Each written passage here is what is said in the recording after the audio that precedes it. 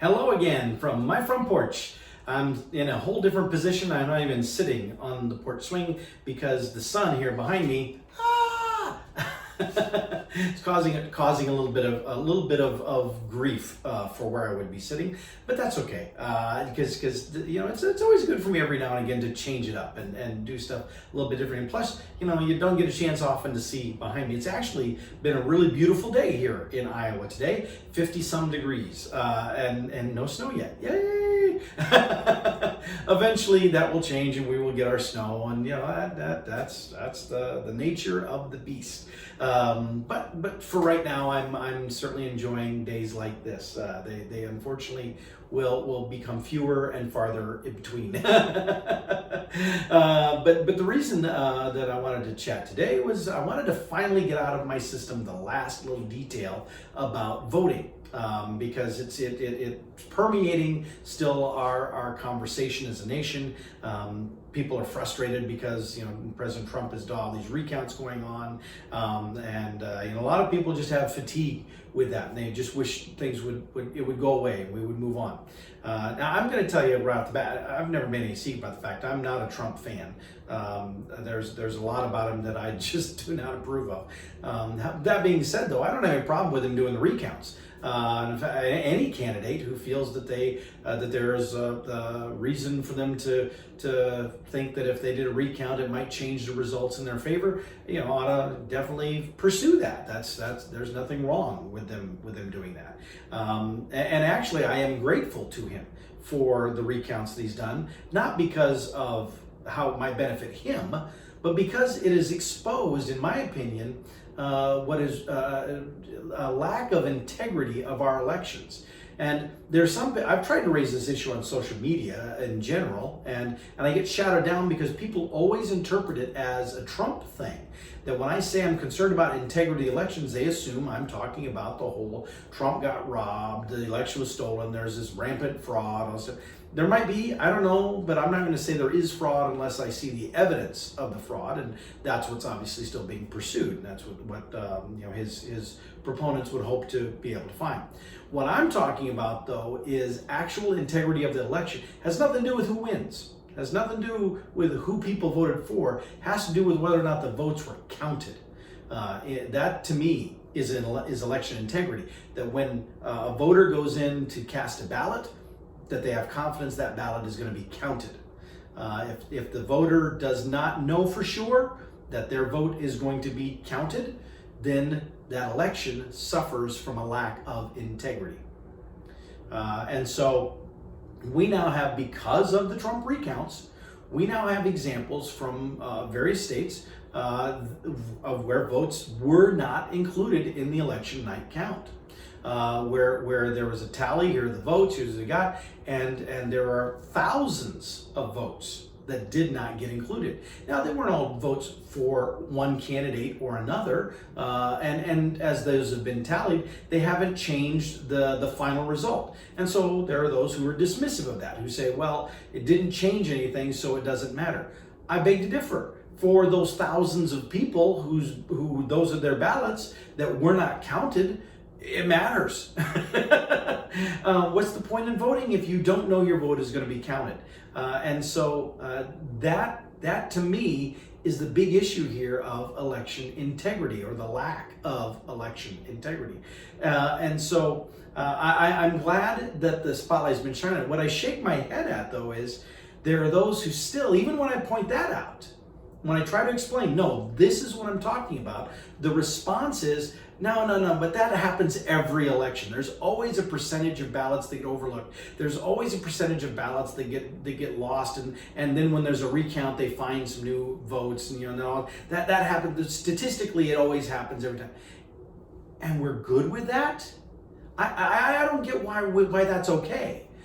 See, I think that the fact that we know it happens all the time means we ought to want to change how we do things so it doesn't happen.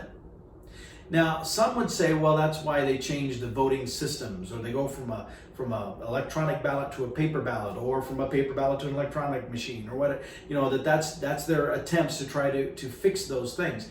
But see, I don't think that the mechanism of how the voting is done is necessarily the sole problem. It might be a contributor, but I don't think it's the sole issue. And actually, I've got three, maybe four things that I would suggest are election reforms that we should make that would alter how we do our elections and would help improve how those things are done. The very first one goes right to the heart of counting the ballots. I think that we have this rush, this media-driven push to have election results reported on election night, and there's no reason that we need to have that done.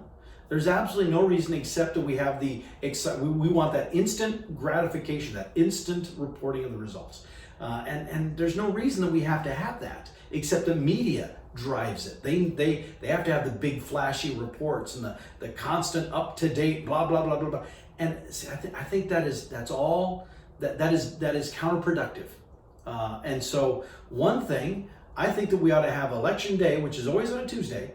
Then we ought to have election day, and then we should not talk about what is going on election day until Friday of that week. There ought to be a 3-day processing period, a counting period, where votes can be tallied and counted and checked and double checked, and then we'll report the results on that Friday. That will give time to be able to make sure we do it and we do it correctly. Most of the problems that we see, of the votes that are overlooked, of the missteps, of the counting errors, a lot of it can be traced back to we were just trying to do too much, too fast, in too short of a period of time. So why force that? Why not allow there to be a larger gap of time to be able to process those correctly? See, that would seem to be sensible to me, and it doesn't hurt or harm anything, because a number of states this time around didn't even do their reporting on election night, and then they got criticized for being slow, for being late. No, they were taking their time to make sure they got it right. And so that's what we should be encouraging. We should be encouraging much more of that kind of thing. And so then that's one thing. Now, another thing goes to the heart of that reporting stuff. I think that the media in general does a disservice to voters in how they cover elections, especially national elections, like for president or the control of the House or the Senate, those kind of things. Because they will do the exit polling and start reporting that and start giving people the impression as to who is winning and who is losing because of that very informal, very subjective kind of an approach. I don't think that should be allowed. I think they shouldn't be allowed to do that kind of stuff on election day.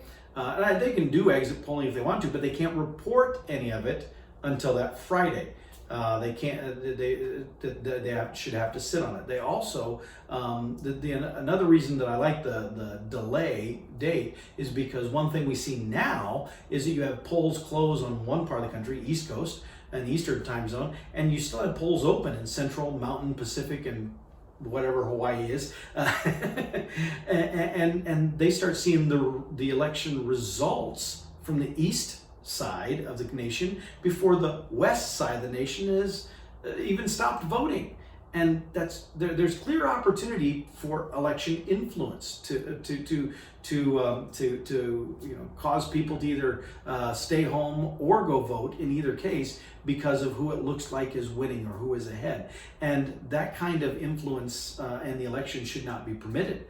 It should be, you are going to go vote for who you're going to go vote for. And so if we instituted that pause period and we said media couldn't cover anything on election day about exit polling, and obviously wouldn't have any numbers to report until Friday when we would announce that, then we would take care of that. We would eliminate that need. And you can say if those might be two things, those might be one thing connected, around the media stuff there. But I think we need to get our arms around that a bit more, so there's not undue influence in those ways. But then the big thing that I think needs to be changed, it has to do with the Electoral College. Now, I'm a big advocate of the Electoral College. I'm a big proponent, and I think anyone who seriously says the Electoral College should be eliminated is crazy. you're nuts, you're silly, you're ignorant of the facts, you don't understand what you're talking about. I don't get judgmental or definitive about a lot of things like that, but the Electoral College is one of them. If you are anti-Electoral College, you just simply don't understand what it is, why it exists, and the function that it's still, very important function that it still serves. I'm happy to explain it, though I've already done one or two other videos on that topic previously. You're welcome to go back and look at those. But I do, within that though, even though I think the Electoral College is still very important, I do think that there is room for us to make some adjustments. That some of the states have now implemented elements from their end that are not appropriate, that are not in keeping with the purpose and intent of the Electoral College, which is set up in the Constitution. You know, it's not just a whim, a fly-by-night thing we just dreamed up. So I think that makes it very important. So here's what I would suggest. The whole concept of the winner-take-all thing with states, where a candidate gets the most vote in a state and they get all the Electoral College votes for the state, that should come to an end. We shouldn't be doing that at all, anywhere. Electoral College votes are determined based on your representation in Congress. How many House of Representatives members do you have? How many senators? Every state has 2 senators, so you know every state has at least 2 Electoral College votes. And then the rest of the Electoral College votes comes from how many representatives do you have. For example, here in Iowa, we have 4 representatives and 2 senators, 6 Electoral College votes. What I would think we ought to be doing is, instead of winner take all, now the 2 Senate positions could be still winner take all, and here I'll explain why. I think that those Electoral College votes should be based off of the district that the individual, the congressional districts in the state. And so here in Iowa, again, we have 4 congressional districts. If in this last election, Donald Trump had carried the majority in 2 of those districts and Joe Biden had carried the majority in the other 2 districts, then that should have split those electoral votes. Donald Trump gets 2, Joe Biden gets 2. Now, what about the Senate votes? Well, by definition, a U.S. Senator, their district is the entire state. And so then whoever won the state overall, that would go. So in the case of Iowa, Donald Trump won Iowa, and so he would have gotten under this example, he would have gotten the 2 votes for the districts that he won, the House districts, and then he would have got the 2 votes for the U.S. senators, since he carried the popular vote for the state. Whereas Joe Biden then would have gotten the other 2. Now, the reason I'm suggesting this is because right now we have individuals candidates who just run the board. They just play the game. The point of the Electoral College was to prevent us having large groups of people just controlling and calling the shots. I mean, that the election of the president was he's the CEO of the entire country, representing everybody, not just large population groups. Well, we undermine that when we now play the game of, well, who are the big states? California, Texas, New York, Florida. We start figuring out who are the big states, and wow, if a candidate can, target those, make sure they've got those, and then start adding in some of these other ones after that. See, then we are undermining the whole point of the Electoral College. And so that's why I think the winner-take-all option for state Electoral College votes should be ended. The intent was to still have there be a popular vote option, but that it would not be a direct popular vote. And again, there's reasons for that, and I'm happy to unpack those if somebody needs that explained again. But if we go back to a scenario in which the electoral votes are divided up based on congressional district and Senate districts rather than just winner-take-all for a state, then that would move us back to the original design, what the intent was supposed to be. And it would make it more difficult. It would require those people who want to run for president of the United States to actually do more work. We have, unfortunately, in my opinion, shifted to a media-driven campaign process where you have political candidates that don't interact with people hardly at all. I mean, we're going to be swearing in the next president of the United States as a guy who hardly spent any time on the campaign trail and did most of the campaign from his basement. I mean, and I'm not passing judgment one way or another on that, but I'm just pointing out this fact. This is and pandemic stuff aside, it's just that's bizarre. And now that we've done that, it's not going to change. That's going to keep happening. We're going to continue to see made for TV campaigns as opposed to actual come out, shake your hand, and be accountable to you in person. And I think that is to our detriment. And so if we went to a model where they had to really work to win the Electoral College votes, not as a lump sum in a state, by simply tickling the ears of the large urban population areas within a state, then that would change political strategy dramatically and bring it back to a more personable level.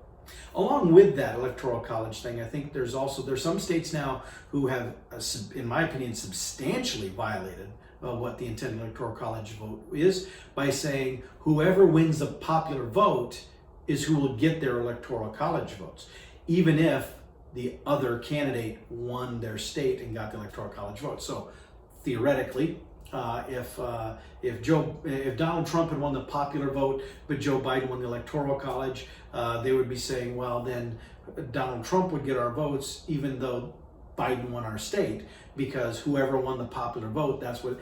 But see, in doing that, then you completely eviscerate the Electoral College and you make it a de facto popular vote, which is unconstitutional. That's not what the Constitution was set up to do with the Electoral College. And so, I think that those things would need to be cleared up and eliminated as well. So there you go. There's my thoughts on election reform. And now that I've got that out of my system, hopefully I won't have to talk about election stuff again, and we can now, my other episodes, we can go back to talking about stuff that is, I won't say less controversial. Well, and so apparently I violated my own rule and I didn't put my phone on airplane mode before I started recording this, and so then I got a spam call. Stupid spammers! So ironically, I was just getting ready to wrap up. If I'd have been just a little bit quicker, I'd have made it under the wire. So anyway, that's it. That we're done with the election stuff, and so now I will let y'all go, and I'll see y'all next time from my front porch.